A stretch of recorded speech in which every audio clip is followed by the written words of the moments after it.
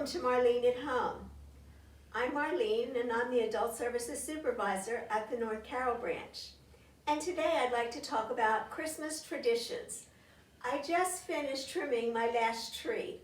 This is our live Christmas tree. This is the ones my grandsons, in spite of all the Christmas trees I put up in this house, they keep saying, well, when are you putting up the real Christmas tree?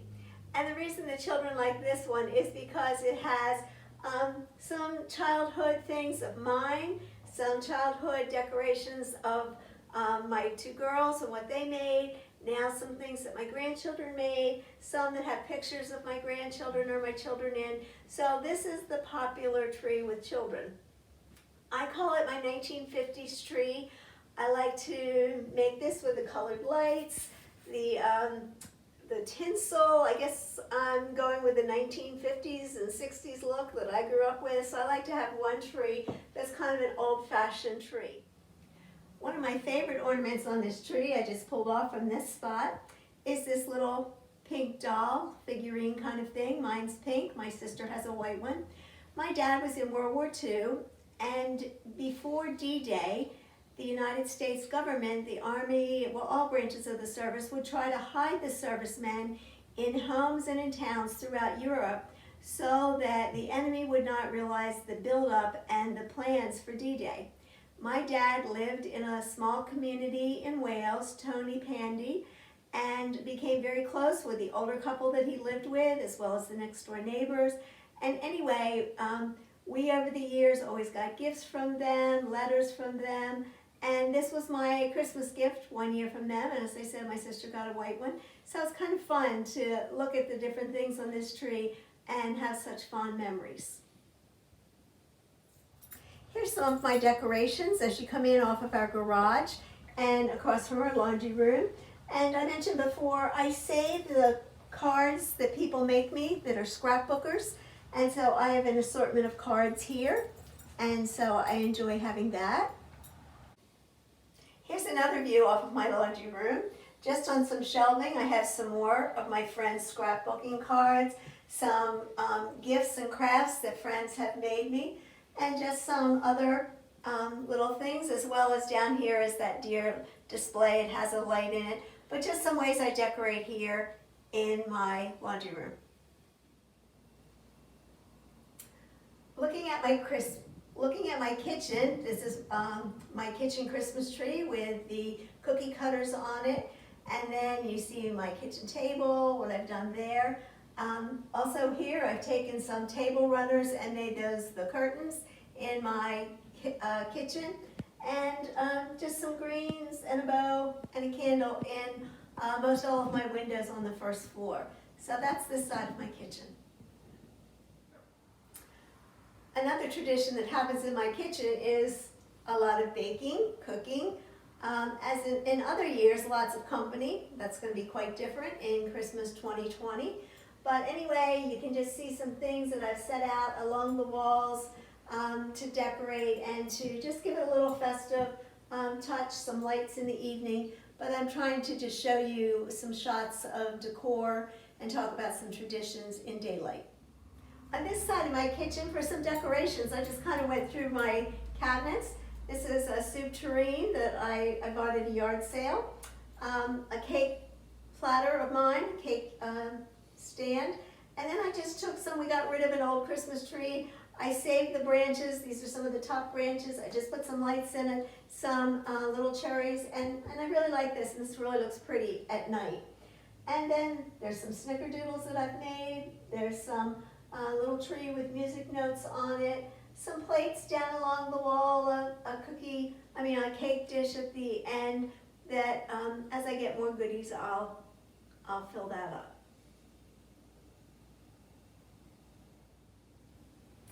Here's another family tradition, fun family memory. A few years ago, my oldest grandson was asking me what is mistletoe, and I was explaining to him, and that first Christmas or two, it was a lot of fun. He'd always, Mom, I'm under the mistletoe, come kiss me. And I took his picture, and then he and I's picture. A few months after Christmas, he was looking through the photo album with this picture, and he said, Mom, this is my favorite picture. And she said, oh, which one's that? You know, the one with me and my mom, and I'm standing under the undertow. And it just made me laugh so much because I kiddingly said to him, yes, Cohen, many a man has stood under the mistletoe and gotten captured in the undertow. And so anyway, we laugh now, a few years older, it's a little harder to catch him, and he's not as happy to be kissed if anybody else is around. But if nobody's around, I still get my kisses. After I finished trimming my live Christmas tree last night, I called my Ohio grandchildren, was showing them, but my youngest granddaughter, Adeline, said, but Mom, I want to see my favorite Christmas tree. I said, oh, which one's your favorite, Adeline? And she said, the angel tree with the nativity scene with baby Jesus and the angels. And so, and the angel all the way at the top of this tree, this was the angel that was on my tree growing up as a child, all through adulthood until my mom was not able to stay in her home anymore. But that's an old golden. And anyway, a friend crocheted some angels, and this is Adeline's favorite Christmas tree here at my house. Did remind me of her older sister, Avery. When Avery was about 2, was here visiting me and looking at all my Christmas decorations. All of a sudden I heard a crash, and I heard Avery came running to me, and she said, oh, Mama, no, I broke the black sheep. I broke the baby Jesus's black sheep, and she was heartbroken.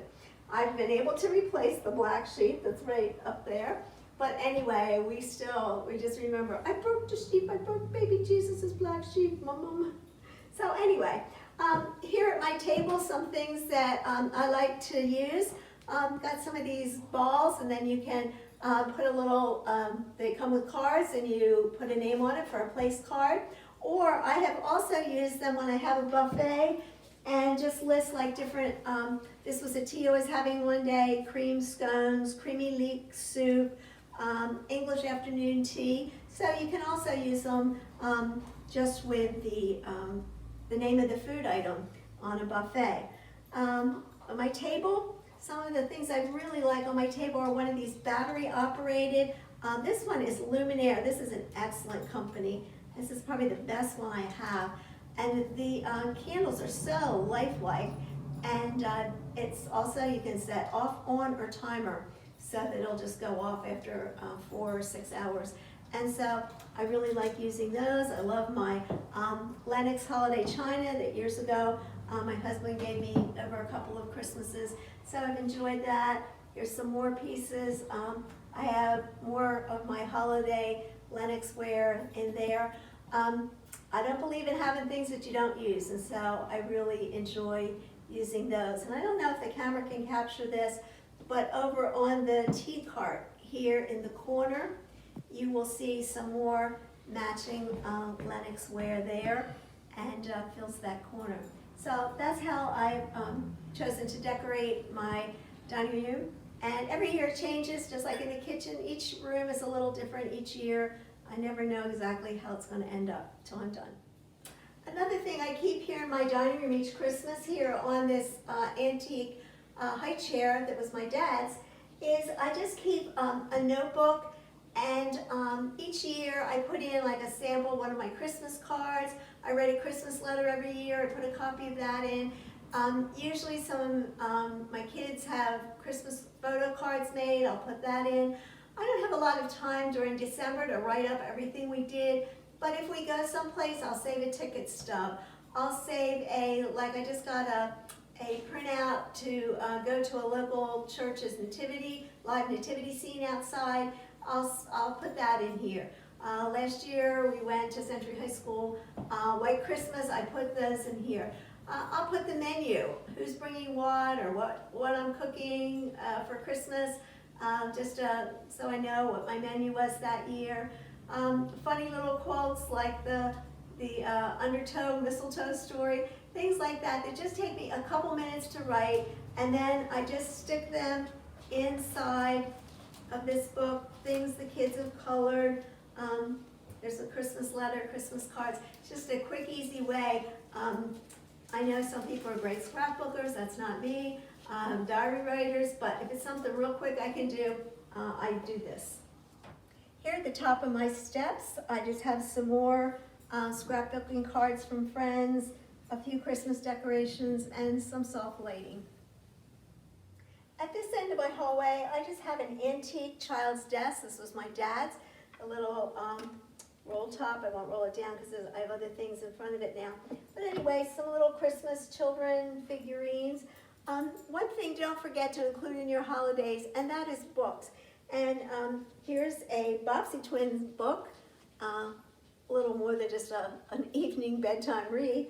But that was from any of you that remember the children's librarian at North Carroll, Claudine Hanner. That was Claudine's as a child, and her handwriting is in there, and I was able to get that after she passed away. But anyway, books that children like to read. My kids, like grandkids, like to pick out a book to read before they go to bed. So be sure to include holiday books. I have a lot down in the family room that I forgot to show you. But anyway, just this end of my hallway. In my black and white bedroom, I just like to, guest bedroom, I just like to add a few touches of Christmas. And so just some black velour towels with Christmas trees on them. Here's some green. Here's some sparkly Christmas trees. I put some ice skates, so that same sparkly, they're just ornaments. I also include some, attach it to the light. And then I have the glittery things that I always have over the bed. There's another glittery ornament under that lamp, and I don't know if you can see it. And then I have some on the other side of the room that you can't see. But just a way to dress up a black and white bedroom for the holidays. Here in the master suite, on the other side is my side of the bed, but I just brought some things. Here's what's on my nightstand. It's the Christmas book I'm reading, Mr. Dickens and His Carol by Samantha Silva, that my two senior center book clubs are doing this month. So if you're looking for a Christmas read, I would recommend this. I pulled two pillows out from behind the shams to show you another Christmas tradition. When I was a little girl, my grandmother made all of her grandchildren that were born at that time pillowcases, and then liquid embroidered, if you've heard of that, our names on the bottom. My sister and I still have ours. I'm not sure about the rest of the grandchildren, but every year, Thanksgiving time, you pull out your decorations. I still, many years, it's getting a little threadbare, but I put it on my bed for the month or so at Christmas time, and it's just a fond memory. And then I had my sister who, matter of fact, here's the pillowcases I have on my bed that she made me last year. I had her make a pillowcase for each of my grandchildren, and she does embroidery with a sewing machine, and she embroidered my grandchildren's name on it. So it's a family tradition now that we're carrying on to another generation.